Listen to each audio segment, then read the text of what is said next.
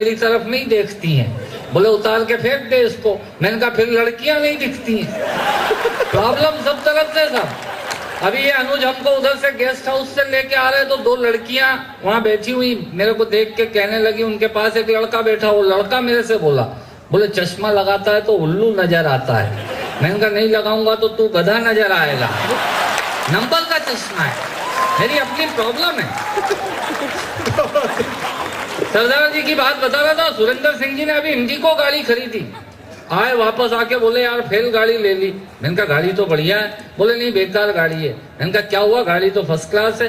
बोले यार माँ को दिखाने गया था, 20 किलोमीटर दूर गांव है, माँ को दिखाने गया था, गाड़ी जाने में 20 मिनट लगे, वापस आने में 7.5 घंटे लग गए।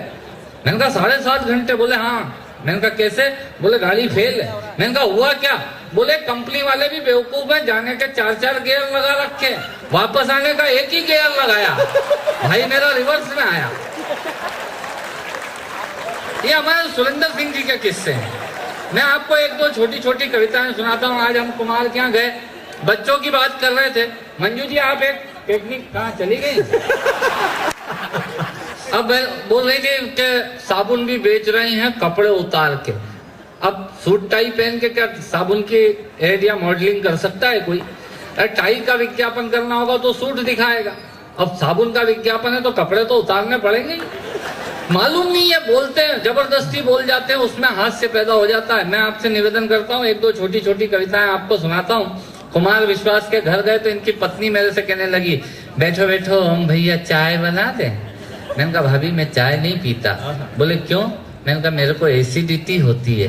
बोले हाँ ये 26 जनवरी से लोकल हो गई है, 9-5 पे ही मिलने लगी है। मैंने कहा एसिडिटी होती है, एसटीडी नहीं होती है।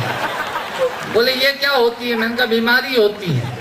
बोले अच्छा मैं दूध लाती हूँ। एक गिलास दूध लेके आई, मैंने वो दूध देखा, फेंक दिया, ढोल दिया। दूसरा गिलास लेके आई, मैंने वो गिलास भी फेंक दिया। तीसरा गिलास जब मैं फेंकने जा रहा था दूध का तो मेरे से कहने लगी क्या हूँ भैया हम आपके लिए 3 गिलास दूध लाए, आप फेंक रहे हो। मैंने कहा भाभी दूध में मक्खी है। भाभी बोली मक्खी दूध में नहीं है, चश्मे के कांच पे चिपकी हुई है। हमारे साथ प्रॉब्लम है साहब। अपना चेचिस भी अलग टाइप का है। मैं आपको एक हास्य की कविता सुनाता हूँ, सुनिएगा, मजे की कविता। एक कौम पाई जाती है साहब, उस कौम को, उस जाति को बोलते हैं रायचंद, राय बहादुर, राय सिंह। ये वो लोग होते हैं जो अनवांटेड सजेशन देते हैं, जबरदस्ती। आप कोई भी काम करिए ये आपको राय देने आएंगे। ये खुद के स्कूटर का, मोटरसाइकिल का पेट्रोल जला के आएंगे। इनको कहते हैं रायचंद। इनका एक ही काम होता है राय दो। ये बड़े में भी पाए जाते हैं, छोटे में भी पाए जाते हैं, महिलाओं में भी होते हैं, पुरुषों में भी होते हैं। इनका एक ही काम बस राय दो। कोई मांगे या नहीं मांगे, दो। मेरे एक दोस्त की दादी खत्म हो गई, हम उसको उठाने की तैयारी कर रहे, इतने में ही मेरे कंधे पे किसी ने हाथ रखा। मेरे से कहने लगे भाई साहब कहाँ ले जाएंगे? मैंने कहा स्विमिंग पूल में ले जाएंगे। बोले यार आप बहुत मजाक करते हो। मैंने कहा मर गई है तो शमशान ले जाएंगे। बोले नहीं नए वाले पे ले जाएंगे कि पुराने वाले पे ले जाएंगे। मैंने, हमारे उज्जैन में 2 शमशान है। मैंने कहा नए वाले पे। बोले यार पुराने वाले पे ले जाते तो वहां का मजा कुछ और है। मैंने कहा इस डोकरी को कहीं भी जला दो, इसके जलने से तेरे मजे का क्या लेना देना। पर नहीं साहब, आदमी राय दिए बगैर मानता नहीं है, और राय दिए बगैर उसका बस नहीं चलता, वो हर जगह राय देता है। मैंने वहां से एक कविता निकाली। आदमी इतना चालू हो गया साहब, हम किसी के यहाँ बीमारी में तबियत पूछने जाते हैं तो बुके लेके जाते हैं। ये 2-in-1 प्रोग्राम है। बुके लेके जाओ, बीमार के सिराहने रख दो, बच गया तो ठीक, बहुत अच्छे, नहीं तो आपकी तरफ से फूल चढ़ी गए हैं। आदमी इतना चालू हो गया था। और राय देने वालों पे बात कर रहा था, मैं आपसे बता रहा था। मेरे एक दोस्त ने, बेचारे ने मिठाई की दुकान खोली और बोर्ड लगाया कि हमारे यहाँ ताजी मिठाइयाँ मिलती हैं। अगले ही दिन एक रायचंद हाजिर हो गए। बोले ये हमारे यहाँ लिखने से क्या फायदा? बोले जब नीचे मिल रही है तो ऊपर हमारे यहाँ लिखने से क्या फायदा? बोले क्या करूं? उसने कहा मिटा इसको। उसने बेचारे ने हमारे यहाँ पुतवा दिया। अब उस पर लिखा हुआ था ताजी मिठाइयाँ मिलती हैं। आप देखिए कितने लॉजिकल होते हैं ये। अगले दिन फिर एक रायचंद आ गए। बोले ये ताजी लिखने से लोगों को डाउट क्रिएट होता है। बोले क्या करूं? उसने कहा मिटा इसको। उसने बेचारे ने ताजी भी मिटवा दिया। अब उस पर लिखा हुआ था मिठाइयां मिलती हैं। अगले दिन फिर एक रायचंद हाजिर हो गए। बोले बेवकूफ आदमी पहले नीचे शोकेस में मिठाई देखेगा कि ऊपर बोर्ड पे पढ़ेगा? बोले नीचे देखेगा। बोले फिर ऊपर लिखाने से क्या फायदा? उसने बेचारे ने मिठाइयां भी पुतवा दी। अब उस पर लिखा हुआ था मिलती है। अगले दिन फिर एक रायचंद हाजिर हो गए। बोले क्या फोकट में मिलती है? बोले नहीं पैसे लेके देता हूँ। बोले फिर मिलती का क्या मतलब? बोले क्या करूं? बोले मिटा इसको। उसने बेचारे ने मिलती भी मिटवा दिया। अब उस पूरे बोर्ड पे लिखा हुआ था है। अगले दिन फिर एक रायचंद हाजिर हो गए। बोले बेवकूफ जब शटर खुला है शोकेस में मिठाई है इसका मतलब है कि है। बोले क्या करूं? उसने कहा मिटा इसको। उसका पूरा बोर्ड उन रायचंदों ने, राय बहादुरों ने, राय सिंहों ने साफ करवा दिया। साहब ये कौम होती है अनवांटेड सजेशन देने वाले लोगों की। पर इतना भी होता तो गनीमत थी। अगले दिन फिर एक रायचंद हाजिर हो गए। बोले यार इतना प्यारा बोर्ड खाली पड़ा है इस पे लिखवाता क्यों नहीं कि हमारे यहाँ ताजी मिठाइयां मिलती हैं। ये कौम होती है साहब। देखिए आप बच्चे भी आनंद ले रहे हैं कविता का। बच्चे बहुत आनंद लेते हैं साहब। एक बच्चे से मैंने ऐसे ही पूछ लिया, छोटे बच्चे से मैंने कहा बता ये मद्रास का नाम चेन्नई क्यों पड़ा? बोले है ना अंकल मद्रास के लोग लुंगी पहनते हैं और लुंगी में चेन नहीं होती।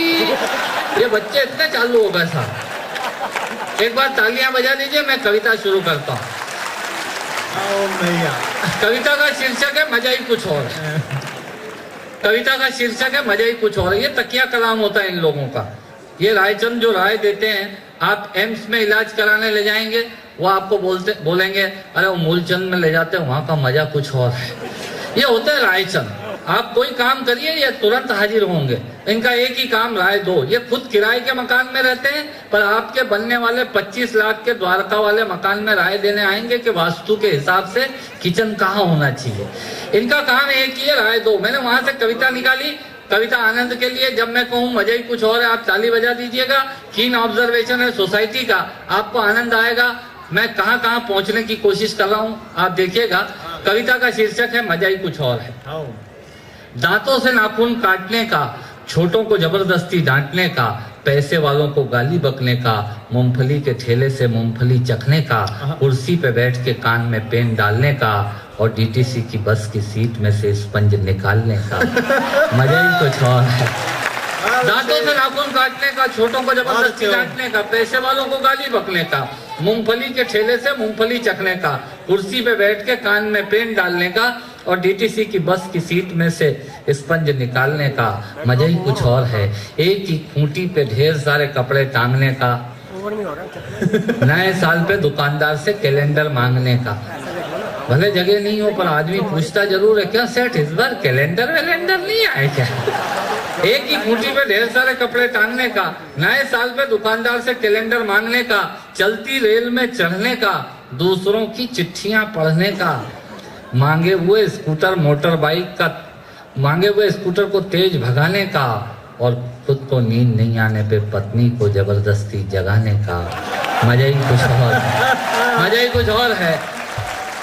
चोरी से फल फूल तोड़ने का, खराब ट्यूबलाइट और मटकों को फोड़ने का, पड़ोसन को घूर घूर के देखने का।